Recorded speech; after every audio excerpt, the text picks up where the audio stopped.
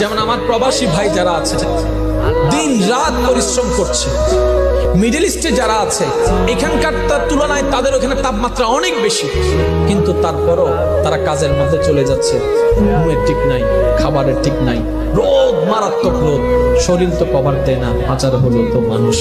তারপরও যখন শরীর ক্লান্ত হয়ে যায়, যখন চিন্তায় চলে আসে পরিবারের কথা, মায়ের চেহারা বেশি উঠে, বউয়ের চেহারা বেশি উঠে, সন্তানদের ভবিষ্যতের চেহারা বেশি উঠে, সে আবার নতুনভাবে একটা শক্তি অনুভব করে আবার কাজের মধ্যে লেগে যায়।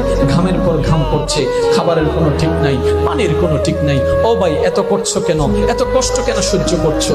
আমার যুবক ভাই, আমার সে প্রবাসী ভাই বলবে, আমি যদি কষ্ট করার কারণে, একজনের ত্যাগের কারণে যদি 5 জনের মুখে হাসি ফুটে, এটাই আমার জন্য পাওয়া, এটাই আমার জন্য পাওয়া, আমার জন্য পাওয়া। এবার এটাই হচ্ছে পুরুষ জাতি, দিন রাত করে যাচ্ছে, এটাই করা দরকার, এটাই সুন্নত, এটাই দায়িত্ব, কর্তব্য পালন করতে হবে। কিন্তু শ্রদ্ধার সাথে বলি, নিজেরটা ভুলে যায়েন না, কারণ 99% আপনি যাদের জন্য করছেন তারাই চোখ উল্টাই ফেলবে, এটাই বাস্তব। ইচ্ছাই হোক অনিচ্ছাই হোক, করোনাকালীন সময় তার বাস্তব প্রমাণ পৃথিবীকে দেখাই দিয়েছে। আপনরা পর হয়ে গিয়েছে, আপনরা পর হয়ে গিয়েছে, চিহ্নেওয়ালা অচিন হয়ে গিয়েছে, কিন্তু তখনও বান্দারা বারবার স্মরণ করছে একজনকে, আল্লাহ আল্লাহ আল্লাহ। এই করোনাকালীন আল্লাহ ডাকটা প্রমাণ করে দেয়। আল্লাহ পাক বলে, এই বাস্তব তোর আপন কেউ নাই, আমি রব ছাড়া, তোর নবী মুস্তাফা ছাড়া।